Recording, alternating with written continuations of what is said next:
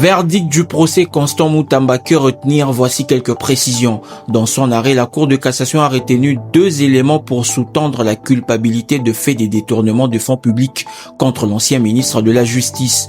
D'abord, le versement par Constant Moutamba de plus de 30% du montant du marché à la société Zion Construction. Ensuite, le transfert des fonds publics dans un compte non séquestre. Selon la haute juridiction, ces faits traduisent une volonté délibérée d'enrichir illicitement Zion Construction et de détourner des fonds en utilisant des procédés non conformes à la loi.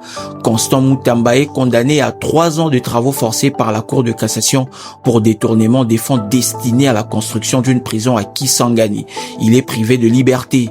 L'ex-patron de la justice congolaise est astreint à des travaux obligatoires et c'est une peine ferme. L'ancien ministre a l'interdiction pour 5 ans après exécution de sa peine du droit de vote et du droit d'éligibilité. Il a interdiction d'accès à toute fonction publique ou para-étatique, mais surtout, il est privé du droit à une liberté conditionnelle.